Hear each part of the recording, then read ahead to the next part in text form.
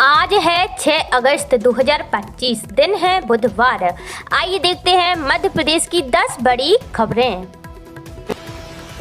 प्रदीप मिश्रा के कुबेरेश्वर धाम में भगदड़, 2 की मौत। आपको बता दें, सीहोर के कुबेरेश्वर धाम में मंगलवार को भारी भीड़ के चलते भगदड़ में 2 लोगों की मौत हो गई है। 8 से 10 श्रद्धालु चक्कर और घबराहट की शिकायत के बाद अस्पताल पहुंचे हैं, जिनमें से 2 की हालत गंभीर बताई जा रही है। हालांकि इसकी आधिकारिक पुष्टि अभी नहीं की गई है।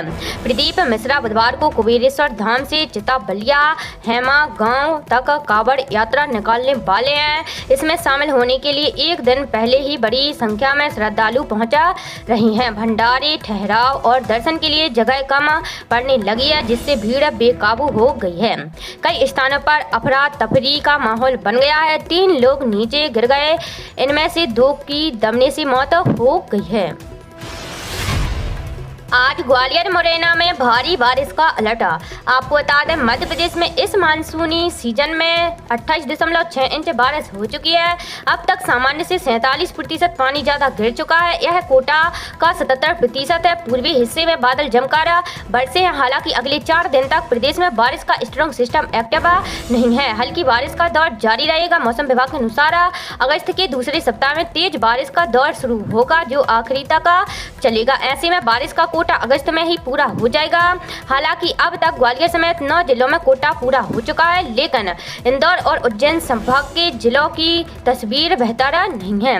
मंगलवार को ग्वालियर, मुरैना और भिंड में भारी बारिश का येलो अलर्ट है। वहीं भोपाल में सुबह से धूप खिली है।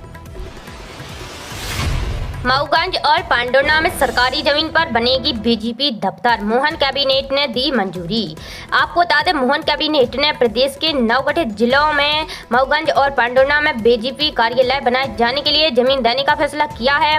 इसके साथ ही सरकार ने जबलपुर के रांझी तहसील में 100 बिस्तर वाले कर्मचारी राज्य बीमा निगम के अस्पताल के लिए 5 एकड़ जमीन देने का निर्णय लिया है। कैबिनेट ने मुरैना में 600 मेगावाट बिजली उत्पादन व भंडारण के मामले में सरकार की ओर से गारंटी दिए जाने के प्रस्ताव को भी मंजूरी दी है। विधानसभा परिसर में मंगलवार को हुई मोहन कैबिनेट की बैठक में 7 पुलिस कर्मचारियों और पेंशन संबंधी मामलों पर भी चर्चा के बाद उस पर प्रस्ताव के मुताबिक मंजूरी देने का फैसला लिया गया है। कैबिनेट बैठक में मऊगंज और पांडुर्ना में बीजेपी दफ्तर के लिए सरकारी जमीन दिए जाने के राजस्व विभाग के प्रस्ताव को मंजूरी दी गई है। कैबिनेट बैठक में मुख्यमंत्री शहरी अधोसंरचना विकास योजना के 4थे चरण को सरकार ने मंजूरी दी गई है। साथ ही सहकारिता आयुक्त और पंजीयक सहकारी संस्थाएं भोपाल में PMU सेल के गठन को लेकर चर्चा के बाद मंजूरी दी गई है। उत्तराखंड के धराली में बादल फटा, पूरा गांव जमींदोज। आपको बता दें, उत्तराखंड के धराली में बादल फटने से खीरा गंगा गांव बह गया है। घटना मंगलवार दोपहर 1:45 की है। घटना के कई वीडियो और फोटोज सामने आए हैं। इनमें दिख रहा है कि पहाड़ी से बारिश का पानी और मलबा आया और 34 सेकंड में पूरा गाँव बहा ले गया। उत्तरकाशी के DM प्रशांत आर्या ने बताया कि अब तक 4 लोगों की मौत की खबर मिली है। 50 से ज्यादा लोग लापता हैं। कई लोगों के दबे होने की खबर है। धरावी गांव देहरादून से 218 किलोमीटर और गंगोत्री धाम से 10 किलोमीटर दूर है। रेस्क्यू टीम SDRF और NDRF के साथ आर्मी भी मौके पर पहुंच गई है। फिर 4000 करोड़ का कर्ज लेगी सरकार। लाडली बहनों को रक्षाबंधन के लिए 250 रुपए अलग से देने के लिए लिया जा रहा लोन। आपको बता दें, प्रदेश सरकार एक बार फिर 4000 करोड़ रुपए का कर्ज लेगी। इससे पहले जुलाई में 9100 करोड़ रुपए का कर्ज ले चुकी है। 1 माह की अवधि में लिए जाने वाला यह तीसरा कर्ज है। इसके पहले 8 जुलाई और 30 जुलाई को कर्ज लिए जा चुके हैं। मंगलवार को सरकार 3 अलग अलग कर्ज के लिए ऑक्शन प्रक्रिया करेगी। 5 अगस्त को 3 कर्ज अलग अलग लिए जाने हैं। इसमें एक कर्ज 18 साल के लिए है, जो 1600 करोड़ रुपए का है। कर्ज के लिए ऑक्शन प्रक्रिया मंगलवार को होगी और सरकार को बुधवार को कर्ज की अदायगी होगी। दूसरा कर्ज 20 साल के लिए 1400 करोड़ रुपए का होगा। वहीं तीसरा कर्ज 23 साल के लिए 1000 करोड़ रुपए का होगा। इस तरह कुल 4000 करोड़ रुपए का कर्ज लिया जाएगा। SSC CGL इस बार 14,582 पदों पर वैकेंसी, पिछले साल से 3,145 पद कम। आपको बता दें, स्टाफ सिलेक्शन कमीशन ने कंबाइंड ग्रेजुएट लेबर परीक्षा के लिए वैकेंसी नोटिफिकेशन जारी कर दिया है। इस बार 14,582 पदों पर ग्रुप बी और ग्रुप सी के लिए भर्ती होगी। हालांकि पिछले साल की तुलना में 3,145 पद कम हैं। इस बार सबसे ज्यादा नियुक्तियां वित्त मंत्रालय के अंतर्गत आने वाले central board of director taxes में की जाएंगी। इस बार विभाग में 6,753 पदों पर भर्ती होगी। यह भर्ती पे लेवल 4 से लेकर लेवल 7 तक के पदों के लिए होगी।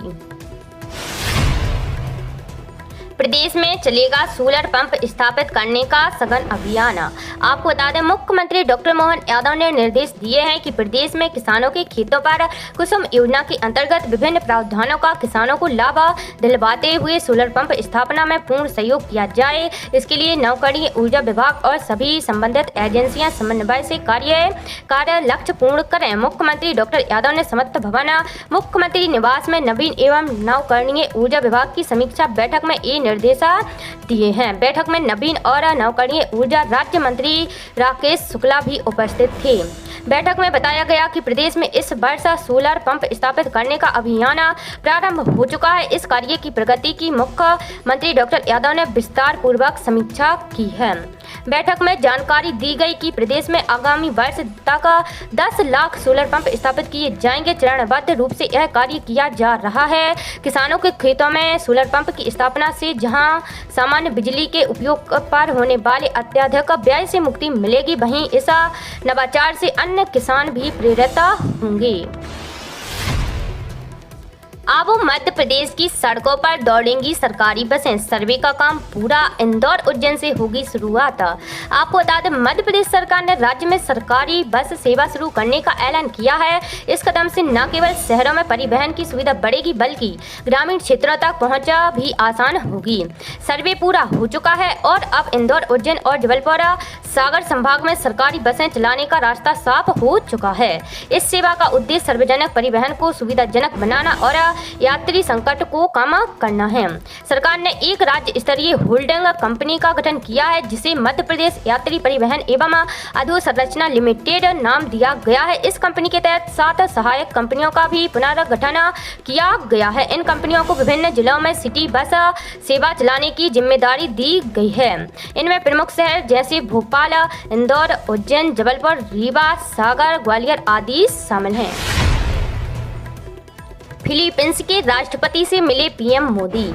आपको बता दें, फिलीपींस के राष्ट्रपति भारत के 5 दिन के राजकीय दौरे पर हैं। उन्होंने मंगलवार को पीएम मोदी से हैदराबाद हाउस में मुलाकात की है। प्रेस ब्रीफिंग के दौरान पीएम मोदी ने पहलगाम हमले की निंदा और आतंकवाद के खिलाफ भारत के साथ खड़े रहने के लिए फिलीपींस को शुक्रिया कहा है। इस दौरान दोनों देशों के बीच कई समझौते साइन हुए हैं। दोनों नेताओं ने एक डाक टिकट भी जारी किया है। पीएम मोदी के संबोधन की अहम बातें। मोदी ने हिंद प्रशांत क्षेत्र में नियम आधारित व्यवस्था का समर्थन किया। भारत फिलीपींस जल्द असर दिखाने वाले प्रोजेक्ट्स की संख्या बढ़ाएंगे। भारतीयों को वीजा फ्री एंट्री देने के फैसले का स्वागत किया। भारत भी फिलीपींस के पर्यटकों को फ्री ई वीजा की सुविधा देगा। दिल्ली और मनीला के बीच सीधी फ्लाइट शुरू करने के लिए भी काम किया जाएगा।